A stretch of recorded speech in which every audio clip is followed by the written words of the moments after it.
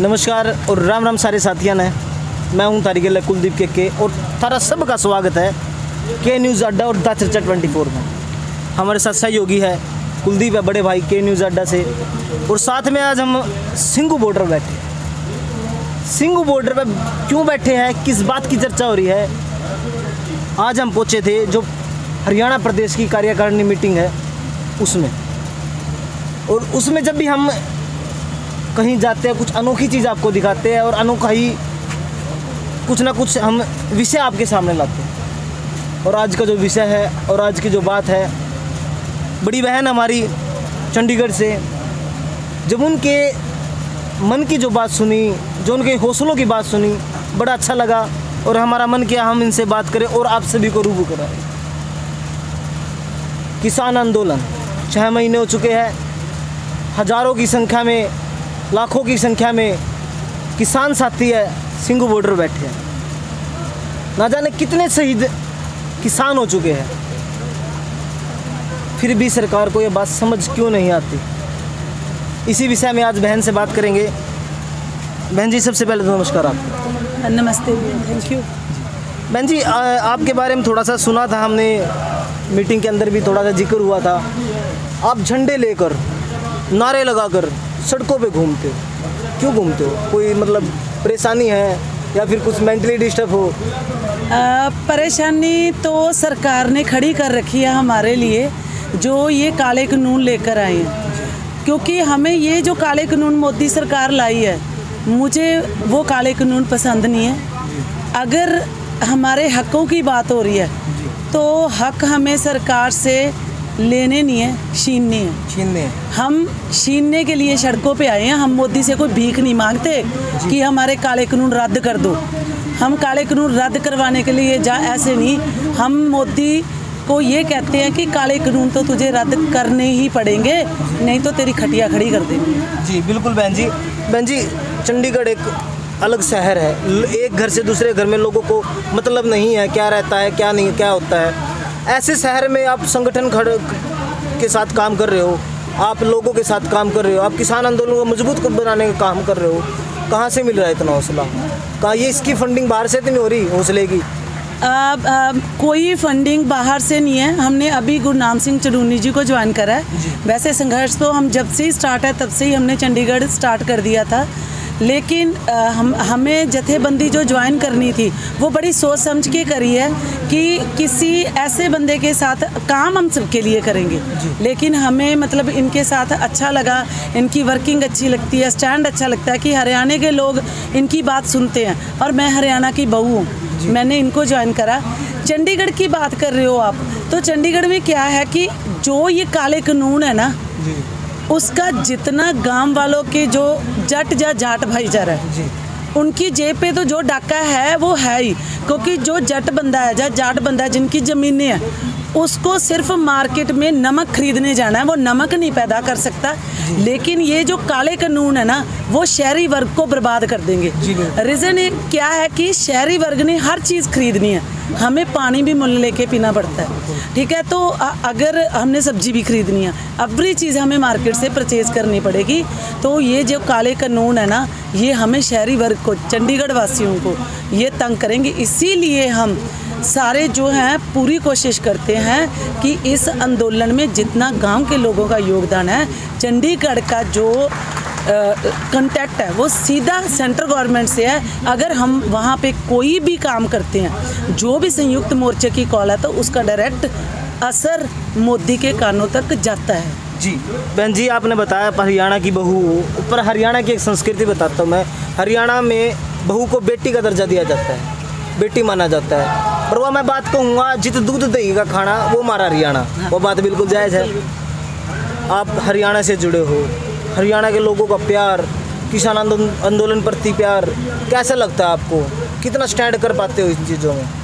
मुझे हरियाणा के लोगों की एक बात बहुत अच्छी लगती है। जैसे पिछले दिनों ही मैं दिल्ली आई थी जब हिसार कांड हुआ था, तो मैंने उस चीज़ से, वैसे तो हरियाणा के लोगों से मुझे पहले ये है कि स्टैंड है उन लोगों का, तो सबसे जब मैं पिछली बार आई तो हिसार वाले कांड पे जो लाठीचार्ज हुआ उस पे गुरनाम सिंह चुड़ूनी जी ने कॉल दी कि सभी रोड टोल बैरियर सभी ब्लॉक कर दो। तो तब हम यहाँ पे थे तो हम KMP गए थे तब जाम करने के लिए, और मुझे इतना अच्छा लगा कि उनकी 1 मिनट की कॉल इतनी जल्दी पे सारा हरियाणा झुक गया। ऐसे लग रहा था कि सारा हरियाणा सड़कों पे आ गया। हरियाणा के लोगों में दिलेरी है, पंजाब के लोगों में भी दिलेरी है, ऐसी बात नहीं है। हम दोनों भाई भाई हैं, सब लोगों में दिलेरी है, क्योंकि ये जो संघर्ष है ना हरियाणा के लोगों का है ना पंजाब के, ये हम सबका संघर्ष है।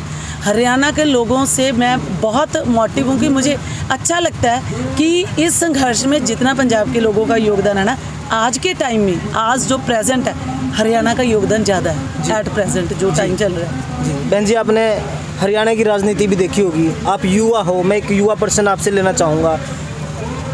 अभी कुछ दिन पहले, 2 या 3 दिन पहले, हरियाणा की जो बेरोजगारी दर है नंबर 1 आई है, 35% आई है। युवाओं को रोज़गार नहीं है, मजदूर को रोज़गार नहीं है, तो सरकार रोज़गार दे किसको रही है? बोलती है हम तो फ्री में रोज़गार दे रहे हैं, बिना पर्ची बिना खर्ची के रोज़गार दे रहे हैं, तो ये रोज़गार जा कहाँ रहा है? मुझे इस बात का मुझे ऐसे लगता है कि हमारी तो लगी लगाई नौकरी छीनी है इस सरकार ने। हम जैसे पढ़े लिखे युवा, मैं खुद मतलब BSc MSc MCA हूँ, तो हम बेरोज़गार फिर रहे हैं बिल्कुल। और मुझे ऐसे लग रहा है कि ये सरकारें हैं ना, जो बस ये चीज़ है कि जब इन्होंने अपने लेना था MLA MP बनना था, तब तो ये हमारे आगे हाथ जोड़ते फिरते हैं, हम अपने आप को ये कर देंगे, नौकरियां दे देंगे, वो कर देंगे। लेकिन मैं खट्टर सरकार से ये पूछना चाहती हूँ कि खट्टर सरकार ने कौन से बंदे को कितनी की जॉब दी है, कितनी की जॉब दी हैं? हम जैसे तो सारे बेरोज़गार फिर रहे हैं, और इस बेरोज़गारी की वजह से जो हम माएँ हैं ना, उनका अपने बच्चों से विछोड़ा पड़ रहा है। रीज़न ये है कि हमारे बच्चे हमें छोड़ के अब्रॉड जा रहे हैं। अब्रॉड क्यों जा रहे हैं? क्योंकि यहाँ की सरकारें हैं जो, वो हमारे बच्चों को रोज़गार दे ही नहीं सकती। उनके पास इतना रोज़गार नहीं है कि वो हमारे बच्चों को, क्योंकि जब उनसे कोई बात कर लो पैसा नहीं है। जब इनका इलेक्शन होता है, बंगाल के इलेक्शन पे इन्होंने इतना पैसा बर्बाद कर दिया, वही कोई जो कोविड में जहाँ कहीं भी इन्होंने इन्वेस्ट किया होता तो ये प्रॉब्लम ना आती जो आज प्रॉब्लम आ रही है। बेरोज़गारी तो रहेगी, क्योंकि ये सरकारें बेरोज़गारी पे कम काम करती हैं, दूसरे काम ज़्यादा करती हैं। जी बिल्कुल। हरियाणा के अंदर ना किसान का भोला कहा जाता है, पर आज किसान भोला नहीं है। आज किसान का बेटा पढ़ा हुआ, कोई इंजीनियर है, कोई IAS ऑफिसर है, कोई मंत्री भी है। बिल्कुल मानते हैं इस बात को। तो मैं निवेदन करूँगा बड़े भाई साथी से, कुछ आगे का जो प्रोसेस है वो आगे कंप्लीट करें। जी बड़े भाई। बहन जी, आप मुझे एक सवाल का जवाब दीजिए। सरकार कहती है, आपने जैसे कहा कि हम पढ़े लिखे लोग हैं, आप जॉब कर रहे थे, आपकी वो भी नहीं रही, तो सरकार का एक आरोप है कि ये जो आंदोलन है ये प्रायोजित है अपोजिशन की तरफ से। जो लोग इस धरने पर बैठे हैं, जो ये आंदोलन कर रहे हैं, उन्हें इन कानूनों के बारे में कुछ पता ही नहीं है, उन्होंने पढ़ाई नहीं है कानून के बारे में, बस वो ऐसे ही आके बैठ गए हैं। तो आप हमें बताएं कि आप जो काले कानून हैं, आप इनके बारे में क्या जानती हैं और ये क्यों काले हैं? देखो जी, ये जो सरकार है ना, आप कह रहे हो कि आंदोलनकारियों को ये बोल रहे हैं कि ये ऑपोजिशन का है, जब कुछ भी है, चलो मान लिया अगर ये ऑपोजिशन का कह रहे हैं काले कानून। मुझे आपको ऐसे लगता है कि आज हम 2021 के टाइम में, आज के घर में, हर घर में कोई ना कोई बच्चा पढ़ा लिखा है, कोई इतना अनपढ़ नहीं है। और आज का जो किसान है ना, वो अनपढ़ नहीं है। आज का किसान ना भोला रहा है, आज के किसान है जो वेल एजुकेटेड है। मैंने बुज़ुर्गों को भी यहाँ से बातें करते हुए देखा है, वो बताते हैं कि ये कानून ऐसे हैं, ये कानून ऐसे हैं। देखो, अगर हम पढ़े लिखे हैं, हम उनको हमसे भी पूछते हैं कि बच्चे इनमें क्या है, तो हम उनको बताते हैं। मैं तो फर्स्ट ऑफ ऑल यही कहूँगी सबसे कि ये सरकार सारी चीज़ को प्राइवेट करना चाहती है। जैसे कि सारा अबानी अडानियों को, मैं मोटा मोटा बताऊंगी आपको, सारी चीज़ें जो हमारी ज़मीनें हैं, जो कुछ भी है, ये अबानी अडानियों को बेचना चाहती हैं। हम लोगों को ये अबानी अडानी के हाथ के पुतले बनाना चाहते हैं कि बस अबानी अडानी राज करेंगे और कुछ नहीं है। रेल महकमा इन्होंने बेच दिया, बिजली महकमा इन्होंने बेच दिया, स्कूल ये बेच दिए इन्होंने, सारी चीज़ को प्राइवेट कर रहे हैं, हर चीज़ को मंडीकरण प्राइवेट कर रहे हैं, अर्थवाद ख़त्म कर रहे हैं। इसमें कितने लोग जिनका बिजनेस चल रहा है, कितने लोग और बेरोजगार हो जाएंगे इसमें से, अगर ये मंडियों को ऐसे कर रहे हैं। किसान रुल रहा है। मान लो एक बंदा मैंने अभी पिछले थोड़े टाइम पहले एक न्यूज़ देखी थी, एक बंदा गोभी के जो होते हैं फूल उसकी ट्राली भर के लेके आया, उस बंदे को 1 रुपये किलो रेट दिया है इन्होंने, और आगे वो जो गोभी है वो 40 रुपये किलो बिक रही है, 50 रुपये किलो बिकी। इसका मतलब हम किसान ही पागल हो गए। 1-1 रुपये किलो गोभी बेच के हम अपने घरों में कहाँ गुजारा करेंगे? यही काला है इन कानूनों में, जो यही चीज़ें हैं बेसिकली कि सब चीज़ों को प्राइवेट कर रहे हैं, ये कर रहे हैं, वो कर रहे हैं। काला सरकार जो है कि कानूनों के नाम पे सरकार ने बस ये एक चीज़ है कि लोगों को परेशान करना बना लिया, कभी कोविड के नाम पे, कभी कानूनों के नाम पे, कभी किसी चीज़ पे, कभी किसी चीज़ पे। बेरोजगार जो काम सरकार का फ़र्ज है करने के लिए, लोगों को रोज़गार देना, लोगों को हॉस्पिटल की सुविधा देना, जो लोगों को देना चाहिए वो तो देते नहीं है। दूसरे लोगों को जब कुर्सी पे बैठना था तब तो मिन्नतें करते हैं, अब कुर्सी पे बैठ के लोगों को, उन्हीं लोगों को परेशान करने का काम स्टार्ट कर लिया इन्होंने। सरकारों को ऐसी बातें नहीं करनी चाहिए, क्योंकि जो जनता इनको कुर्सी पे बिठा सकती है ना, ममता ने वो चीज़ बता दी है कि वही जनता कुर्सी से उतार भी सकती है, और खट्टर को भी 2024 में ये चीज़ पता चल रही है। तो बड़ी बहन से मैं आखिरी निवेदन चाहूँगा, अपने मेरे कुछ हरियाणा के साथी है, कुछ भाई है, उनको कुछ संदेश देना चाहते हो, बहनों को कोई संदेश देना चाहते हो? बहुत सारी बहन अभी भी घरों में रहती है, पढ़ाई से वंचित रहती है।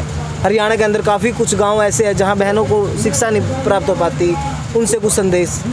मैं हरियाणा के भाइयों और बहनों को ये निवेदन करूंगी, आप जैसे काम कर रहे हो ना, एक बहुत अच्छा काम कर रहे हो आप, कि आपकी जथेबंदी का एक लीडर आपको कॉल देता है, जहाँ आपकी मीटिंग्स कर रहा है, जहाँ कुछ भी कर रहा है, आप एक का कायम रखना। ये सरकारें जहाँ इसमें से बहुत लोग ऐसे हैं जो इस प्रोटेस्ट के नाम से हमें खदेड़ना चाहते हैं, जब बहुत कुछ करना चाहते हैं, लेकिन अगर हमारा एका रहेगा, हम एक रहेंगे, तो किसी की हिम्मत नहीं है कि हमें यहाँ से उखाड़ पाए जहाँ काले कानून रद्द ना होए।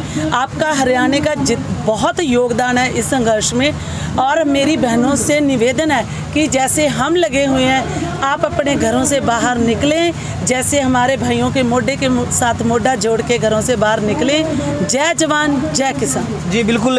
कुछ शब्द ऐसे होते हैं जो हरियाणा के जो साथी हमारी बहन हैं वो समझ नहीं पाती। मोढा का मतलब खोया, हरियाणवी शब्द है खोया, खोए तक खोया लगा के काम करियो, बहन का यो कहना है। तो किसान आंदोलन को 6 महीने हो चुके हैं, 400 से ज़्यादा किसान जो शहीद हो चुके हैं, पर सरकार पर इस बात का असर दिखाई नहीं दे रहा। कहाँ कमी है, क्या दिखते हैं, ये समझना अभी बड़ा असंभव है। तो मेरा जितने भी साथी वीडियो देख रहे हैं, इस वीडियो को ज़्यादा से ज़्यादा शेयर करो, ताकि ये वीडियो भारत के हर कोने में पहुंचे, और किसान आंदोलन जो है, जो साथी किसान आंदोलन के साथ आना चाहता है वो किसान आंदोलन के साथ आए,